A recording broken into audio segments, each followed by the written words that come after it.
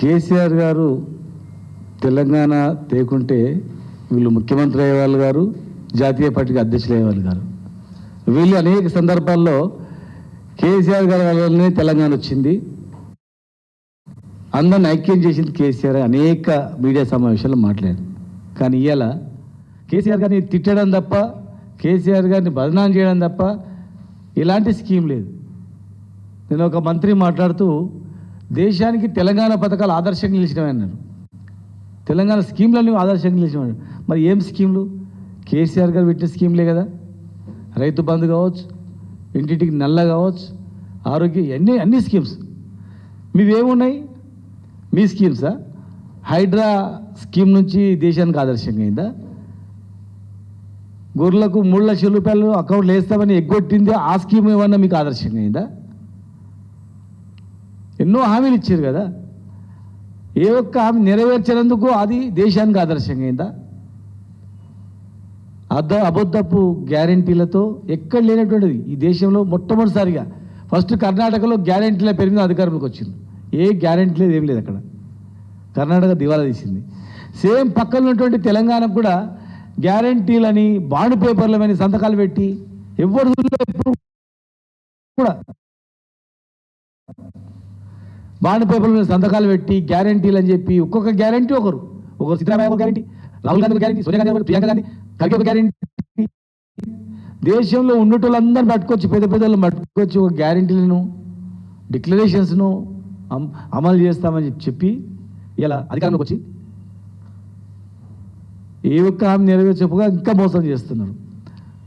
ప్రధానమైనటువంటిది BC declaration. Siddaramaiah గారు వచ్చి బీసీ డిక్లరేషన్ ఇచ్చిండు. చాలా ఉన్నాయి అందులో, ఏ ఒక్కటి అమలు కాలేదు. మున్నూరు కార్పొరేషన్ అన్నారు, ముదిరాజులకు ఏ గ్రూప్లో చేస్తామన్నారు. అన్ని కులవృత్తులకు ఒక్కొక్కరికి కాంట్రాక్ట్ రిజర్వేషన్ ఇస్తామన్నారు. బీసీ సబ్ ప్లాన్ అన్నారు. ఎంబీసీ కులాలకు మంత్రిత్వ శాఖ అన్నారు. గౌళ్ళు చనిపోతే చెట్టు మీద వాడి 10 లక్షల ఎక్స్గ్రేషియా అన్నారు. ఎన్నో చెప్పిండ్రు.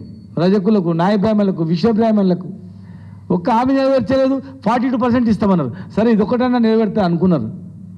కానీ ఈరోజు హైకోర్టు తీర్పు వచ్చింది. సెప్టెంబర్ 30 లోపల ఎలక్షన్ పెట్టాలని అన్నారు. హైకోర్టులో మీరు ఏం చెప్పినారు? జీపీవై మాకు 30 రోజుల గడువు కావాలి, బీసీ రిజర్వేషన్ పైన మేము ఎలక్షన్స్ పోస్ట్పోన్ చేయడం జరిగింది, 30 రోజులలో రిజర్వేషన్స్ ఇచ్చి మేము ఎలక్షన్ కండక్ట్ చేస్తామన్నారు. ఇలా ఎలక్షన్ కమిషన్ 60 రోజులు అడిగింది. మొత్తం మీద 30 సెప్టెంబర్ లోపల ఎలక్షన్ పెట్టమన్నారు. 30 సెప్టెంబర్ లోపల మీరు ఎలక్షన్ బీసీ రిజర్వేషన్ ఎట్లా ఇస్తారు? ప్రజలకు చెప్పాల్సిన అవసరం ఉంది. అసెంబ్లీ తీర్మానం చేసిన తర్వాత కేంద్రానికి లేఖ పంపిన తప్ప అసలు లేఖ పోకముందే, ఆడికి ఢిల్లీకి చేరకముందే, ఈడ గవర్నర్ సంతకం పెట్టకముందే ఢిల్లీలో ధర్నా చేశారు. అందరూ అనుకున్నారు ఇంత అడ్వాన్స్గా ఢిల్లీలో ధర్నా చేసి గవర్నర్ సంతకం పెట్టి పార్లమెంట్లో పెట్టి చట్టసభను సవరణ చేస్తారనుకున్నారు. కానీ అలాంటి ప్రయత్నం ఎక్కడ జరగలేదు. ప్రధానమంత్రిని కలుస్తున్నారు ముఖ్యమంత్రి గారు అంటే ఇదే అంశం అనుకున్నారు అందరూ. కానీ ఒక్కనాడు ఒక లెటర్ ఇవ్వలేదు, పార్లమెంట్లో చర్చించలేదు, ప్రభుత్వాన్ని కోరలేదు, డెలిగేషన్ పంపలేదు, కనీసం అఖిలపక్ష మీటింగ్ పెట్టలేదు, అఖిలపక్షాన్ని తీసుకోపోలేదు. గవర్నర్ సంతకం కాకముందే అడవుడు చేసిండ్రు. ఇవాళ కోర్టుకు 30 రోజుల్లో అమలు చేస్తామని చెప్పిండ్రు. కోర్టు తీర్పిచ్చింది. దేశానికి రోల్ మోడల్ అన్నారు, బీసీ జనగణన చేసినామన్నారు.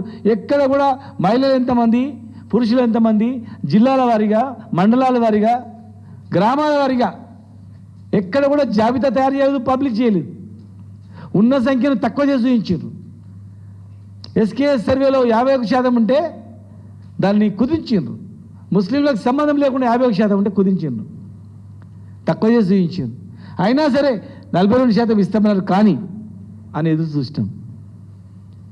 మా పార్టీ తరఫున కూడా మద్దతు తెలిపారు. అఖిలపక్షం మేము వస్తామని అసెంబ్లీ తీర్మానంలో కూడా మద్దతు తెలిపారు. గత టర్మ్లోనే చట్టసభలో కూడా రిజర్వేషన్ ఇవ్వాలని చెప్పి తీర్మానం చేసి పంపినాం. ఎమ్మెల్సీలలో స్థానం కల్పించినాం, ఎంపీలలో 2 ఎంపీలు అంటే బీసీలకు స్థానం ఇచ్చినాం, మార్కెట్ యార్డ్లో రిజర్వేషన్ ఇచ్చినాం. కానీ స్థానిక సంస్థలలో మేము చిత్తశుద్ధి అని చెప్పి కోర్టుకి ఇచ్చినటువంటి దానిలో ఎక్కడ కూడా బీసీ రిజర్వేషన్ ఇస్తున్నామని చెప్పలే, ఓరల్గా చెప్పింది తప్ప. ఇందులో కేవలం ఏం చెప్పారు దానిలో, ఎలక్షన్ గురించి స్కూళ్ళు కాలేజీలు డబ్బులు ఉన్నాయో చూసుకోవాలి, రకరకాలుగా ఇవన్నీ ప్రభుత్వం నుంచి చెప్పింది. కానీ రిజర్వేషన్ గురించి మీరు ఏం చర్యలు చేపట్టినామని మాత్రం ఎక్కర్లేదు. దీనిలో రిజర్వేషన్ ఇస్తామని చెప్పారు. మరి 30 రోజులు మీరు అడిగినరు కదా, 30 రోజుల్లో ఏం చేయదలుచుకున్నారు? అఖిలపక్షాన్ని ఎప్పుడు తీసుకెళ్తారు? ప్రధానమంత్రి మీరు ఎప్పుడు కలుస్తారు? వచ్చే పార్లమెంట్ సమావేశాలు బిల్లు పెట్టి సవరణ చేస్తారా? తమిళనాడులో జయలలిత గారు ఎట్లయితే చేసిండ్రో ఆ తరహా మీద ఏమన్నా రోడ్ మ్యాప్ ఉందా? అక్కడ అన్ని పార్టీలను పిలిపించి ఐక్యం చేసి రిజర్వేషన్ అమలు చేసింది. ఇక్కడ ఏం చేయకపోగా ఉట్టి హడావుడి చేసి జనం దృష్టిలో మేము చేస్తున్నామని చెప్పి హడావుడి తప్ప ఏం లేదు. కేవలం కేసీఆర్ గారిని తిట్టడం తప్ప ఏం లేదు. కేసీఆర్ గారు తెలంగాణ తెచ్చి 10 సంవత్సరాలు దేశానికి ఆదర్శంగా నిలిచి ఎన్నో పథకాలు ప్రవేశపెట్టి కష్టపడి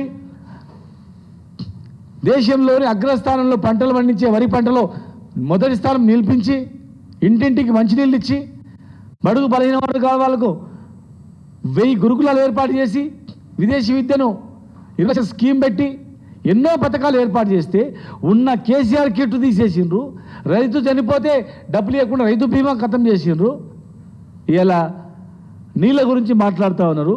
జూరాల 19 టీఎంసీలు ఒరిజినల్గా ఉంటే 9 టీఎంసీలు కట్టిండ్రు. ఏ ప్రభుత్వం కట్టింది? ఎవరి హయాంలో కట్టింది? ఎందుకు కట్టింది? నాగార్జున సాగర్ 9 కిలోమీటర్ కింద తీసుకెళ్ళింది.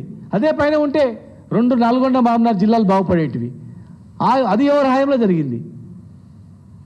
వాస్తవాలు చెప్పకుండా ఇంకా ప్రజలను తప్పుదో పట్టిస్తూ ఎలక్షన్లు ఇచ్చిన హామీలు నెరవేర్చకుండా కేవలం పగలు ప్రతీకారంతో రెచ్చగొడుతూ కేసులు పెడుతూ భయపెట్టిస్తూ ఇవాళ అబద్ధాలు చెప్తూ కేసీఆర్ గారిని తిట్టడం తప్ప వేరే ఏం లేదు. కేసీఆర్ను, కేటీఆర్ను, హరీష్ రావును వీళ్ళని ఈ 3 నాయకులను మా నాయకులను తిట్టడం తప్ప వాళ్ళపైన కేసులు పెట్టడం తప్ప ఏం లేదు.